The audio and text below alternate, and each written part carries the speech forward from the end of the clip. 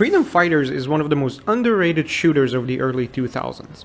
Coming off the success of Hitman 2 Silent Assassin, IO Interactive decided to forego stealth for their next game and instead focus purely on action, with some strategy elements mixed in. It was drastically different from their previous two games and a fresh IP to boot, so nobody knew exactly what to expect of it. But despite all that, the game received very favorable reviews and was even supposed to get a sequel, however the development for it was ultimately scrapped.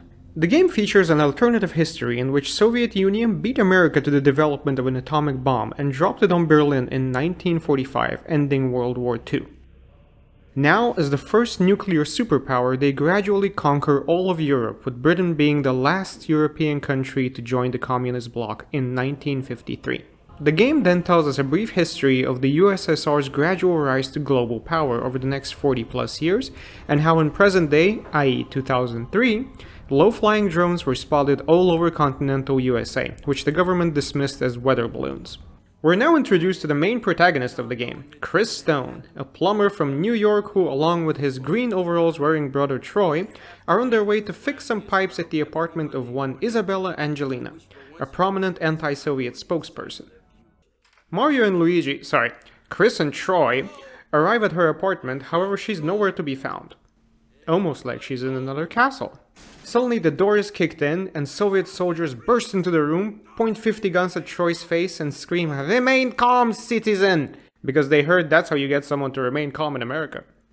Then the most square-jawed Russian in the world walks in, sees a guy in green overalls with plumber written on them holding a wrench over a clogged sink, and arrives at the most logical conclusion that this is Isabella's boyfriend.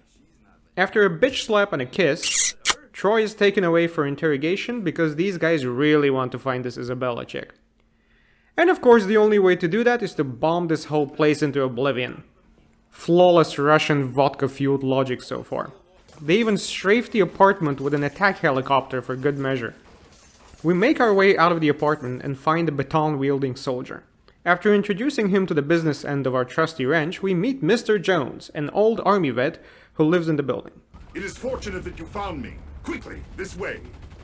We follow him onto the roof where Troy is being loaded onto a helicopter, and Mr. Jones, seemingly forgetting that we're just a plumber, orders us to open fire on the remaining soldiers. Which we do, with like no hesitation. I never gave it a second thought when I played this game back in 2003 as a 12-year-old, but now it's kinda jarring how easily this ordinary guy turns into a killing machine, effortlessly gunning down trained soldiers like he's been waiting for this moment his whole life. They don't even explain why he's such a good shot. At least in Alan Wake, they put a marksmanship trophy on his bookcase to show that he has fired a gun before in his life. Anyway, Luigi gets taken away and Mr. Jones, presumably wanting to relive his glory days in Vietnam, tells us to kill more soldiers. This time by blowing them up. Man, early 2000s ragdoll physics were the best. The Russians make good on their promise and proceed to bomb their shit out of this entire block. We make a run for cover with Mr. Jones and meet the most annoying character in this entire game sprawled on the ground. Baxton. I assume it's a nickname based on the fact that he's wearing pouches all over his clothes. I mean, who would name their kid Baxton? Also, why are you already in military gear? Did you know this was gonna happen? Baxton then gives us some Molotovs and gleefully tells us to light living, breathing human beings on fire. Which of course we do. Why stop now? Man, at least Lara Croft took a moment to cry about killing someone for the first time. But not Chris Stone. This guy even does a little skip every time he throws one of these bad boys. We use our wrench to open a manhole cover, which I'm like 99% sure is not how you open manhole covers, because they're not bolted to the ground, and make our way to the sewers, our new home. The game cuts to a news report where a sexy Russian lady informs us that all our suffering under the corrupt American regime has come to an end. Everybody will now live happily ever after, and there will be vodka and pilmeni for all. Welcome, New York, to a better future.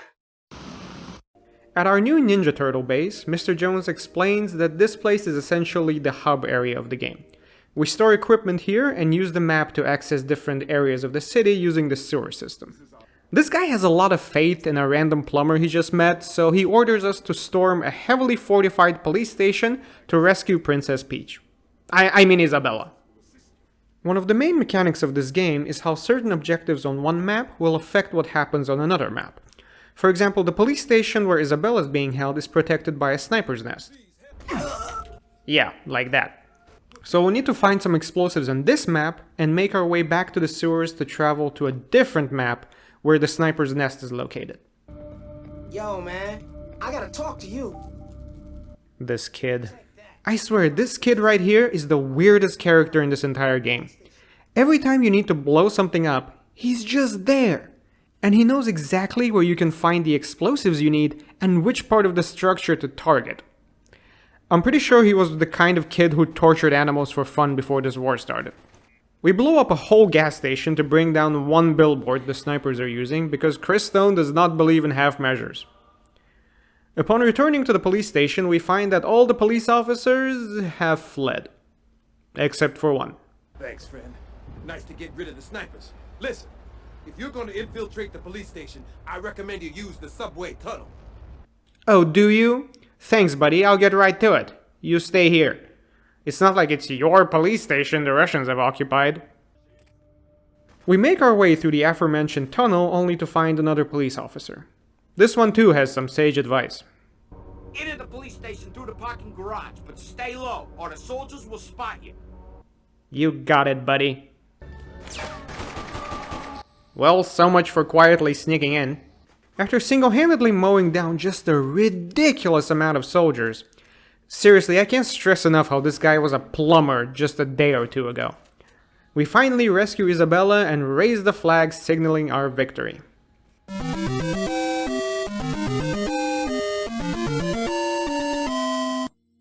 Back on the post office map, Isabella leads us to a safe house and explains that now we have no choice but to take up arms against the invaders.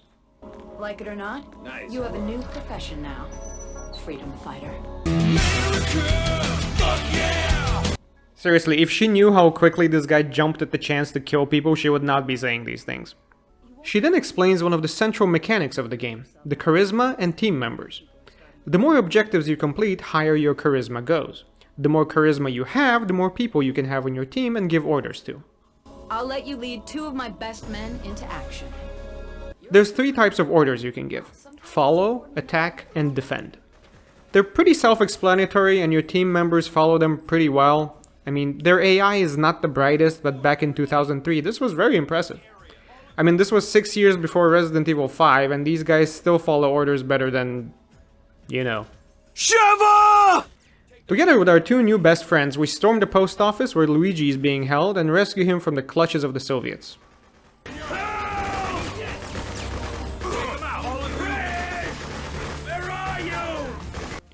Raise another flag and first part of the game is done. The game then cuts to a news report about our daring raid of the police station. There are reports of many casualties.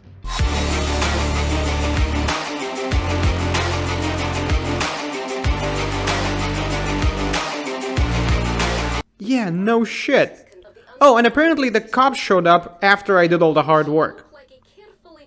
Useless. The news report also includes a phone conversation with Colonel Bulba, head of KGB and second in command of the Russian forces. Huh. Funny how they don't show his face. I wonder why.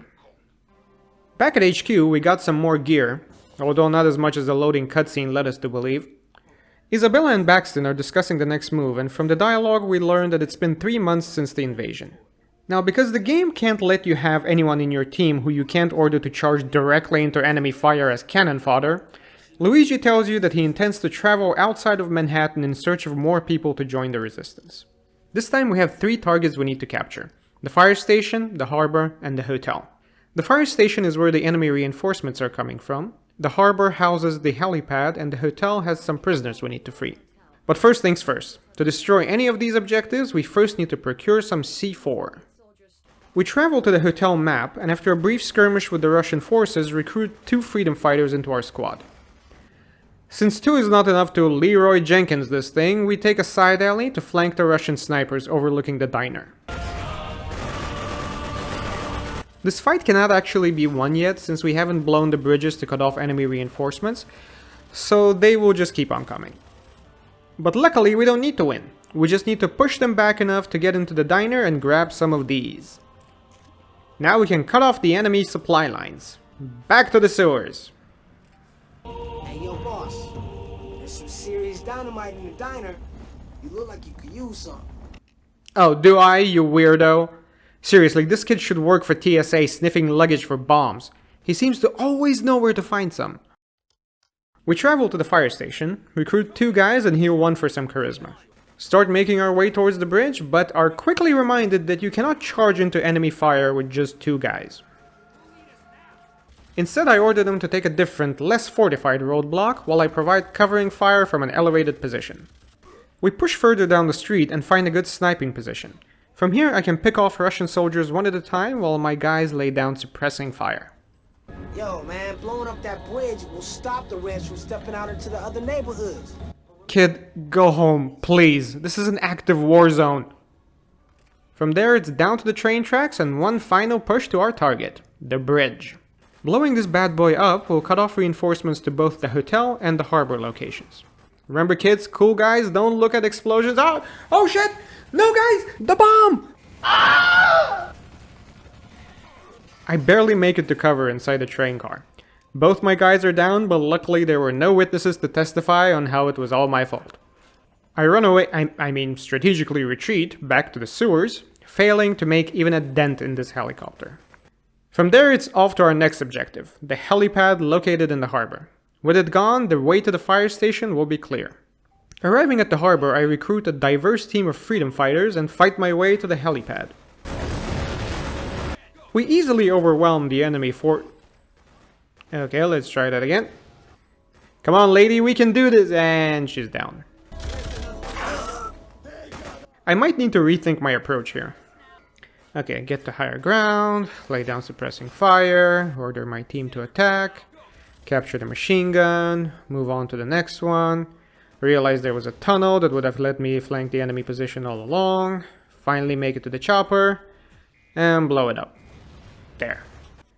With the air support and reinforcements cut off, now there's nothing stopping us from taking the harbor. But based on my earlier experience, I decided to be more strategic about this. I order my team to assume defensive position and draw the enemy's attention while I sneak my way through the nearby office building to flank them. Well, maybe sneak is a strong word. Now that I have the high ground, I order my team to attack while I lay down some suppressing fire. With this roadblock down, my team and I push further down the street. Shit. It's okay, we're in America. There's no problem here a mountain machine gun can't solve. We're almost to the flag. I look away for 1 second and some special forces guy climbs through the open window and chokes out my entire team. Seriously guys, you need better situational awareness.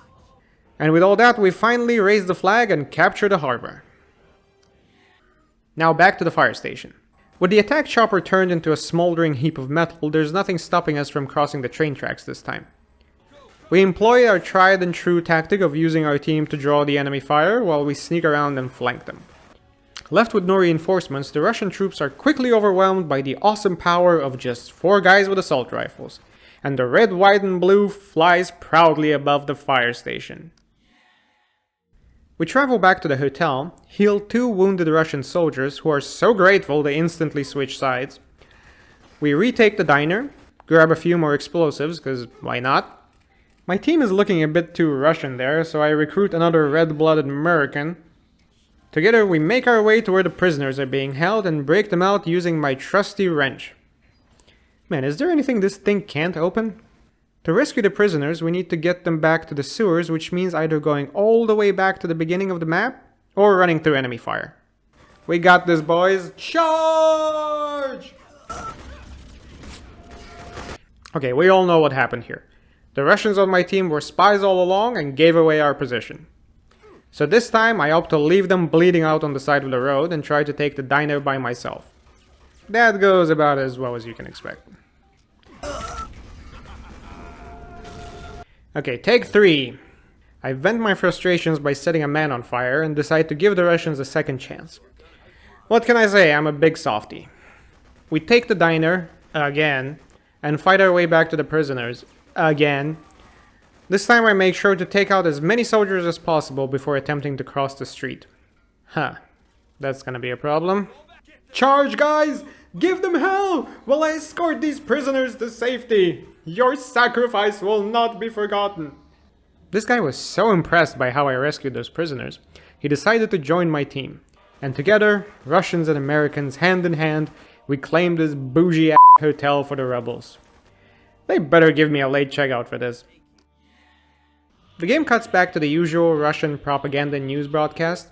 This one doesn't offer any new information, only that it's now autumn and that Russian forces still have a massive hard-on for our capture. Back at our hideout, we've upgraded our arsenal and now have an endless supply of C4, so no more raiding diners. Isabella and Baxton, God, could a person have a dumber name? Are discussing our next move and are pondering where Mr. Jones gets all this juicy information from. But its source notwithstanding, the intel has given us 3 new targets: the warehouse district, the power plant, and the movie theater. The warehouse district is where the reinforcements are coming from and houses a POW camp. The power plant supplies electricity to all the enemy outposts with spotlights, making it harder for us to be covert. And lastly, the movie theater is where the supply helicopter is, which will continue to airdrop reinforcements even after we've blown up the bridges. Since our spawn point is next to both the bridges we need to destroy and we now have unlimited C4, makes sense to get these out of the way as soon as possible. As soon as I cross the bridge, this old lady tells me she's got something important to show me. So I order my guys to defend their position while I check it out. And it's nothing. Literally nothing. Just a tunnel that I would have seen myself, and I'm now under enemy fire from the bridge. Thanks, Granny. I set the charges on the first bridge and make my way back to grab some health packs because that old lady almost got me killed. And I forgot that my guys are still on the other side. Shit. Now the problem is, if I order them to follow, their dumb 2003 pathfinding will take them straight into enemy fire. So I have to find my way to them. Luckily, it's just around the corner. I make my way to the second bridge and, of course, something needs to be blown up, so why wouldn't you be here? You weirdo. I order my team to fall back to my position while I lay down some covering fire. Blow up the second bridge, but not the sidewalk that was attached to it for some reason, and charge the enemy position.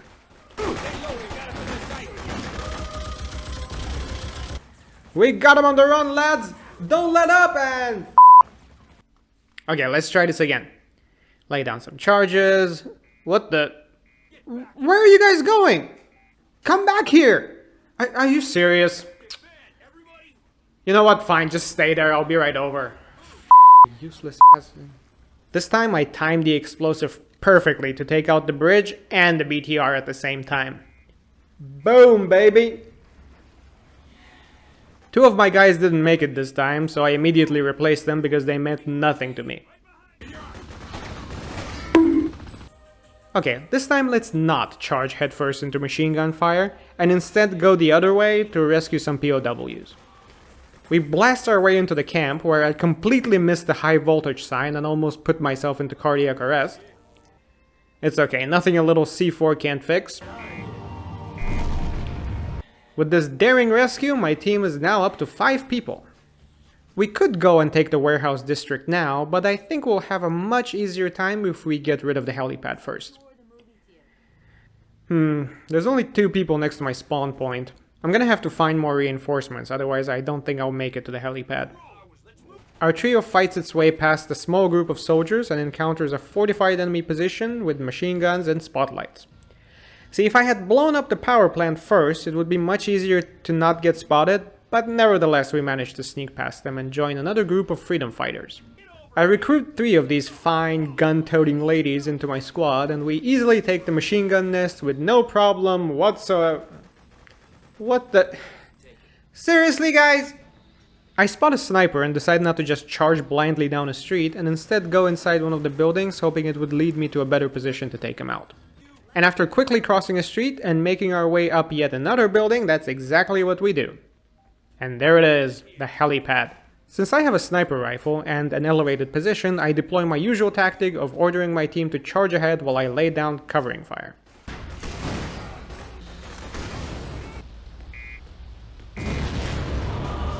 No more reinforcements.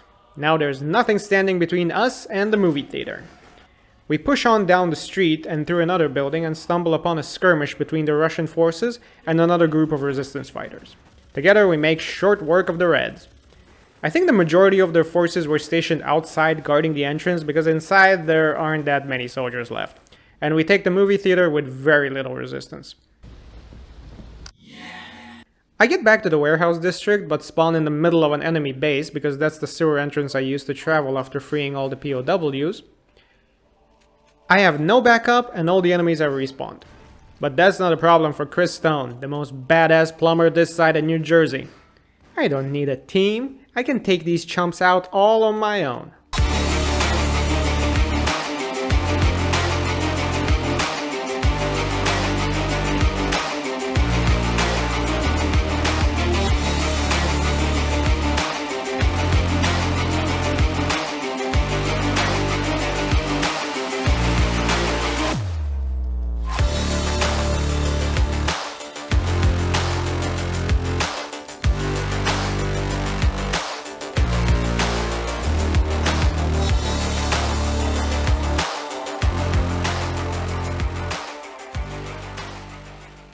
It's at this point that I would like to point out something interesting about this game. I don't know where IO Interactive got this idea, but in none of their games from this period do any of the weapons shoot straight, with the exception of sniper rifles, including the first two Hitman games. I don't know if this was done for the sake of realism, because yes, guns don't actually shoot in a straight line in real life either. There's lots of variables involved, and you can position the same gun in the same way and never hit the same spot on a target. But in this game, the guns are just all over the place. You can empty a whole clip into one enemy and never hit them once. So this entire game is just spray and pray. Anyway, I finally make it back to my guys and recruit 5 of them to assault the warehouse. We use the subway track to sneak through a building and flank the enemy position, avoiding the mounted machine guns.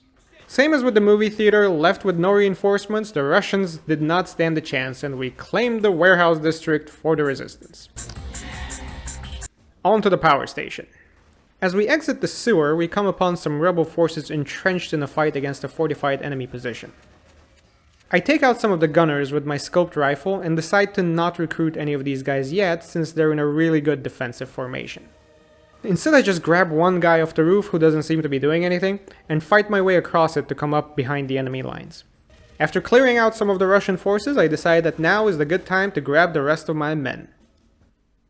Guys, I just said you had a really good defensive position. I can't leave you alone for a minute, and now this guy's down too. I'm basically back to where I started, just with less ammo, and all the guys on my side are down for the count.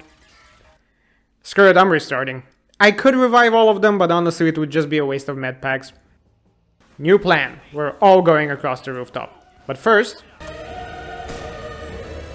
I'm starting to get the impression that I'm overthinking this. Just blindly charging them seems to be working just fine. We make our way down an alley and come up on a tunnel that will lead us to the power station.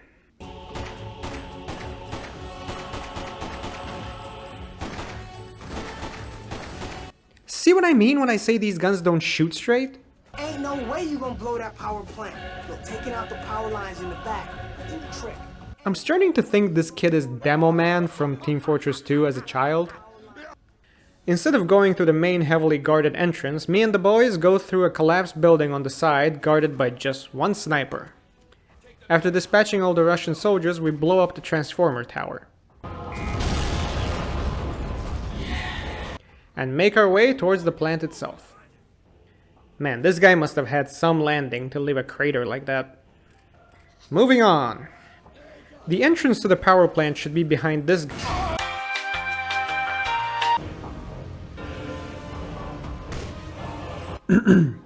As I was saying, the power plant is heavily guarded, but the game is actually pretty well paced in terms of how many people you can have on your team. As the difficulty rises, so does the number of people you can recruit, which balances out the fights. Plus I have a rocket launcher now, so that also helps. After a brief fight inside and a bit of tower defense, the power plant is liberated. Time for another SAFN broadcast. And it's breaking news! The Soviet forces have raided one of our bases outside of Manhattan and captured Troy. Again! And now the Russians have finally found out who we are. The Phantom has been unmasked. His real name is Christopher Stone, a 32-year-old plumber. God damn it, Luigi! You can keep your mouth shut, huh? Then they cut to a live broadcast where he's gonna plead for us to turn ourselves in. Live! Why would you do any of this? Live!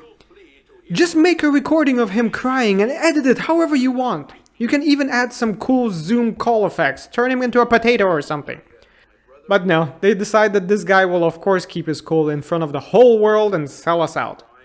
They even make up a story for him to tell about how we drifted into a life of crime and violence at a young age from the lack of direction, lack of strong ideals, and my favorite part, from playing too many violent video games. And I gotta say, I love this scene. It's so stupid, yet somehow perfectly in line with what the former Soviet government would have actually done. And of course, Luigi immediately backpedals on everything he just said. Everything I said was lies. For that, I will give him some credit. And I also love how completely unprepared the news anchor was to something that this guy was obviously going to do. Back at the HQ, Mr. Jones breaks the terrible news to us. Luigi is dead. Executed personally by General Squarejaw himself. Baxton wants to storm the island where Tatarin's base is located, and strangely Mr. Jones agrees with him that assassinating Tatarin is now the best course of action. Wait, why is killing Tatarin something you guys are considering only just now? What was stopping you from doing this months ago? The guy has made so many public appearances. Isabella tries to be the voice of reason, even saying that she has a bad feeling about this whole thing, but gets overruled by 3 men because this game was made in 2003. Cue the only stealth mission in the game with no stealth mechanics. You would think that the makers of the legendary Hitman series would know how to make a good stealth level, but no. This level is just hilariously bad at anything resembling a covert operation. First of all, we're on our own. No team for us to use as cannon fodder. Second, there's no way to quietly take down any enemy. None of our weapons have silencers, and even if you bonk them on the head with your trusty wrench, it takes at least 3 hits to down one enemy. And that is even if you can find an enemy all by himself. These soldiers are always moving in groups. But we have no choice here. Tatarin must die for what he did to Luigi. We row up to the island in a tiny boat and first sneak to the top of a ventilation tower to take out the sniper there. I try to take out as many soldiers as I can from this position before making our way down and towards the main buildings. As I suspected, there's simply no way to be sneaky about this. I immediately get into a firefight with a bunch of soldiers. Halfway to my objective, I decide that since the developers didn't bother with stealth, I'm not going to either. So I ditch my sniper rifle in favor of something a bit more suited for close quarter combat. Then immediately switch back to take out the snipers in the lookout tower. And from said tower, we finally spot our prey. Just look at him standing there on his fancy balcony, pretending to talk on an imaginary phone.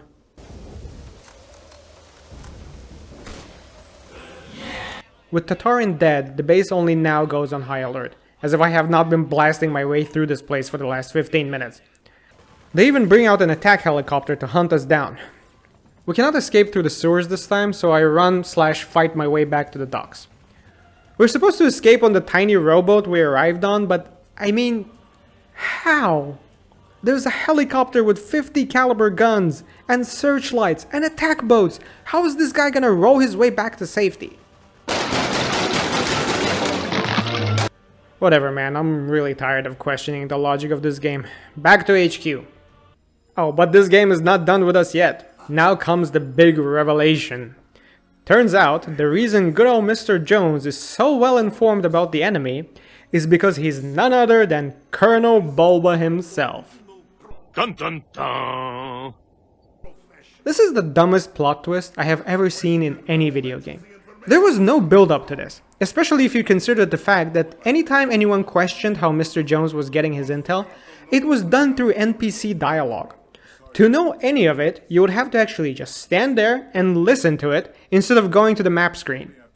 It's so boring! seeing you as such. How does that work? Where does that expression come from? It doesn't make any sense. Make it stop! Look, when I was a kid, this was one of my favorite games, so I would replay it constantly. And not once over the course of like 15 to 20 playthroughs did it ever click with me that this was some kind of reveal. You know why? Because back then, I had never spoken to Mr. Jones past the initial encounter. I never even took a close look at the guy before. So now, 20 years later, when I was playing this game for this video, I saw this and was like, oh. And then I was like, wait, what? That's what I love about the Americans. One finger up the nose and the other on the remote control. What the f*** is up with that accent? I speak Russian fluently, and nobody who speaks Russian sounds like this in English. It's the most exaggerated, mustache-twirling, cartoon villain accent I have ever heard. He sounds like a character from Rocky and Bullwinkle. Anyway, our base has been invaded, our allies are nowhere to be found, and we are once again on our own. We fight our way to the massive sewage system. Holy shit, how big is this place? It's like a whole separate city under New York. And how did nobody figure out that that's where we've been hiding? All the while we're taunted by treacherous Mr. Jones / Colonel Bulba, whom, by the way, we will never hear from again. I will punish you for your impudence. Seriously, this guy is never mentioned after this mission. Not even once. He's just gone after this. The game tried to build up a plot twist, did a big reveal, and then just dropped the whole thing. My guess is he was supposed to be the antagonist in a sequel, but then those plans just never went through. After fighting our way through what feels like miles of sewer tunnels, we finally find some friendly faces. Oh no, it's you two. No, God! SAFN Station announces total victory over the rebel forces, and how sadly General Squarejaw paid the ultimate price for it. Tragically, our beloved Commander-in-Chief, General Tatarin, has paid the ultimate price in his relentless fight against the Freedom Phantom and his henchmen. It then cuts to his funeral on Government Island, and man, they threw this funeral together really quickly. I shot him like a couple of hours ago. It's almost like Colonel Bulba knew this was going to happen. I love to think that Tatarin saw all these preparations and asked Bulba, "Hey, are we preparing for a parade?" "Yeah, exactly. A parade." We came to restore law and order, to secure peace and stability in this region, and save the American citizens from brutality and exploitation. God, this stupid accent. Russian has a hard M. They are perfectly capable of pronouncing the word American. So here we are. Our forces scattered, Isabella captured. We're hiding in this weird kid's hideout, and all that's left is a shitty computer and these two idiots. Oh, and just all the fucking explosives in the world. I knew it, kid. I knew you were evil. You're like 12 years old. Why do you have so many explosives? And why is there a picture of me above your bed? The kid and Baxton come up with a plan. God, why did it have to be these two? To take down the SAFN station to stop the Soviet propaganda and send out a message rallying the remaining American troops. The station is heavily guarded. There's only a narrow street leading to it, and it's full of soldiers, barricades, mounted machine guns, and on top of all that is our old friend, the attack helicopter.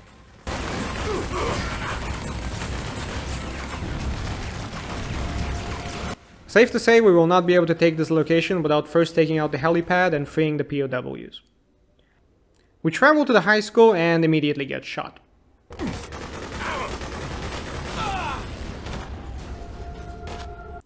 Respawn and only then notice there's a shortcut through the building behind us. Not only that, but there are a few freedom fighters here to join our squad. Our first target, the helipad, since it's so close to our spawn point. Taking it out was not much of a challenge since we didn't need to run around looking for C4. Now we need to get to the POW camp and free our fellow Americans for that sweet, sweet charisma. But I'm a few people short in my squad still, so let's look for some friendly faces before we do that. There they are, hiding in this dark alley, just the two of them. Did I perchance interrupt something? It's okay, you guys can neck later. We've got a war to win. We find the final member of our little rebel squad a bit further down the road along with some supplies. Now it's time to free our brothers and sisters from Soviet captivity. They are held in a small yard next to our primary target, and since I took the time to make sure I have as many people with me as possible, the Russians go down with almost no resistance. This time I pay attention to the high voltage sign. Fool me once, you bastards. And by the power of C4 and my trusty wrench, the prisoners are now free. To get them to safety, we need to make a mad dash back towards the sewer entrance. So I leave my guys guarding our rear in a straight line formation as I escort these guys to safety. In you go, guys. Give Master Splinter my regards. All that's left now is to storm the high school and teach the Russians a lesson. Get it? Teach them a lesson. Oh god, I'm so lonely. Anyway, raise the flag, signal victory, blah blah blah, you know the drill. Now it's time to put a stop to the Soviet propaganda machine. I'm coming for you, Tatiana Kempinski. We're almost there, boys. Oh shit! Retreat! Quickly! Up this collapsed building! You guys, go hide in that alley over there. Okay, this tank is gonna be a problem. Luckily, this is America, land of rocket-propelled solutions. Yeah, I'm about to show this tank exactly why we don't have free healthcare over here.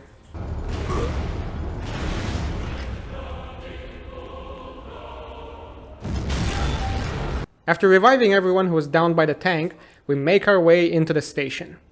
Floor by floor, corridor by corridor, room by room, we fight to reach the heart of the propaganda machine, to silence those who spout their daily lies, those who would see us turn into obedient sheep and follow them to slaughter. And there it is, the studio. I was kind of hoping to run into Comrade Kempinski, but can't win them all, I guess. We raise the flag high and get ready to broadcast our own message this time. New Yorkers, fellow Americans, I am Chris Stone, the so-called Freedom Phantom. This was always my favorite cutscene in the game as a kid. I would never skip it. Chris gives this rousing speech and then it pans out to show the people flocking to the station, to show their support and willingness to fight their oppressors.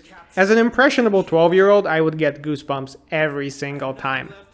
And now, 20 years later, I got him again. I stand before you and the world today to reaffirm the pledge our forefathers made to each other and for each of us. To protect our lives, our fortunes, and our self-worth. So I ask you now to take up arms against the evil invaders and yell in their faces that they will never take our freedom.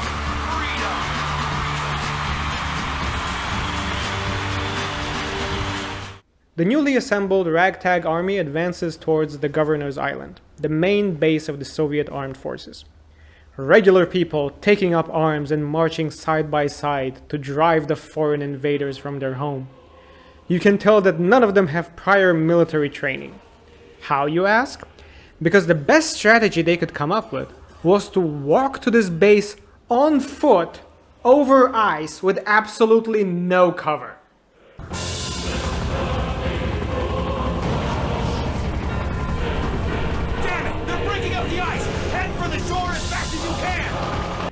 You know, Chris, I'm really starting to question your leadership skills if you did not see this coming.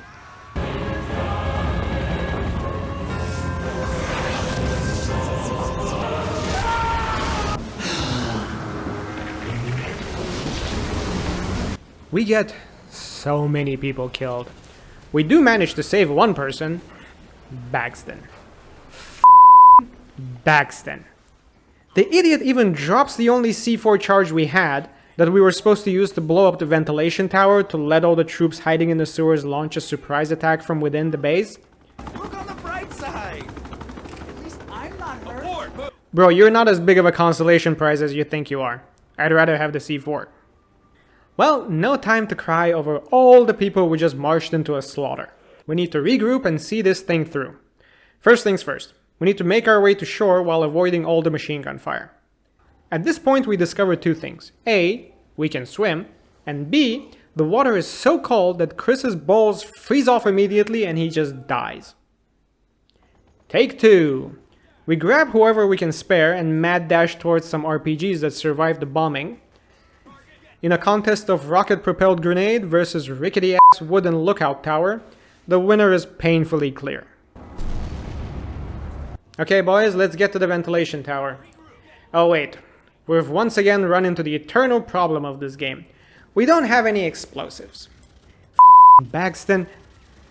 Okay, we can fix this. Luckily, this being a large military base, there's a munitions depot we can raid. Sadly, my 3 men have to stay behind and hold off the enemy, so I travel there Han style. Solo. We grab everything inside this small shack that isn't nailed down and make our way back to the sewers and from there back to the harbor. I spawned not that far from the ventilation tower and luckily the Soviets have not deduced its strategic value, so it's relatively unguarded.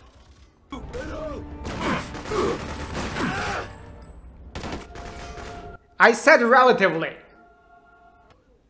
This time I make sure to gun this fucker down before making my way up the stairs, and a short countdown later...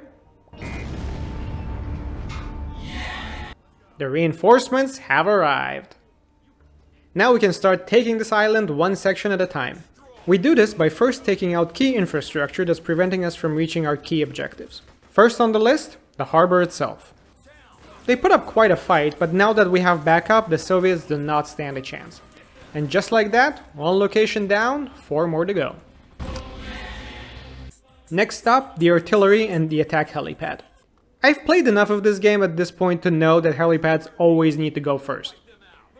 We emerge from the sewers, guns blazing.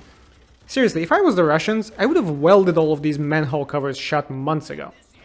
The guns are the first to get blown to smithereens. I'm not sure what would have happened if I hadn't destroyed them, but I'm not gonna wait around to find out that some location is unreachable because of an artillery barrage. We use Obi-Wan's favorite tactic, the high ground, to take out the machine gunners and clear the way to the helipad. The Russians have learned at least something from fighting us. The helipad is now on top of a building full of soldiers instead of just out in the open. But with the amount of people I have in my squad, it makes little difference. Nothing left to do on this map except to raise the American flag high and signal yet another victory for the rebels. Up next, the docks. They house the troop transport helipad, which is the last helipad in this game, I promise. Also, how come we're only getting 7 people whenever we travel somewhere? I thought the whole point of blowing up the ventilation tower was to get as many people over here as we possibly could. Meh, not that it makes any significant difference. At this point, we're just blasting through their forces like we're shooting fish in a barrel. Oh look, there's even some wounded civilian for us to heal for that sweet, sweet charisma. The final helipad destroyed, flag raised, and another section of the island claimed for the rebels. Back to our old friend, the munitions depot. Nothing left to pillage here, just shoot our way straight to the flag. I heal 1 wounded guy on the ground even though I'm maxed out on charisma at this point. That's just how nice I am. And here we are at last, Fort J, the last stronghold of Soviet armed forces in New York. Their munitions are captured, reinforcements are cut off, artillery and air support are destroyed. Nobody's coming to help them. The final battle is at hand! The fort consists of 4 flags that need to be raised in order to capture it fully, and a lone jail cell where our beloved Princess Peach is waiting for us. I swear, if there's a toad waiting there to tell me that she's in another castle, I'm calling in an airstrike. We emerge from the sewers 12 fighters strong, led by us, the Freedom Phantom himself, the bloodthirstiest plumber in the history of America. Nothing can stop us now. Charge, boys! Leave no man standing! Drive the invaders back to whence they came!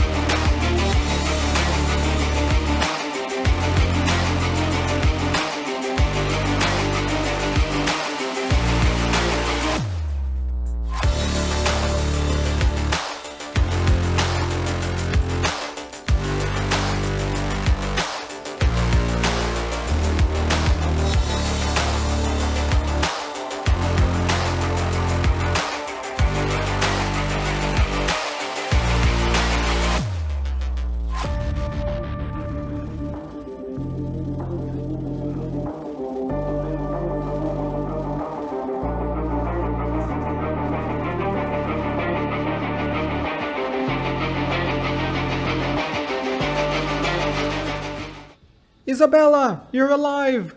Thank God. I don't have to be alone with Baxton anymore. Well done, Chris. Now go and raise those 4 flags in the name of freedom. You got it, sister.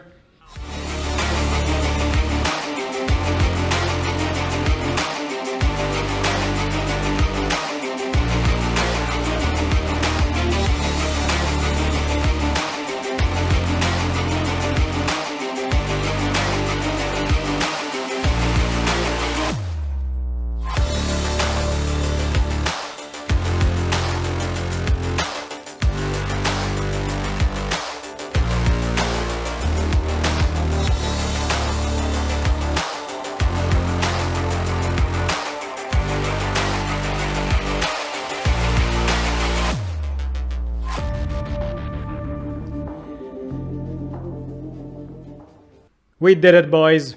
We won. But Chris is not happy with our victory. I'm assuming it's because he now doesn't have anyone left to shoot, the bloodthirsty bastard.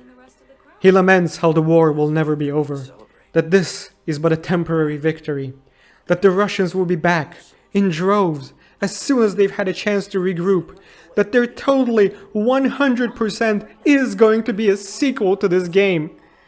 No, there isn't. It's been 20 years. Isabella comforts him, saying that he should enjoy the celebration of the victory he inspired and fought for. Well, they should kiss. What?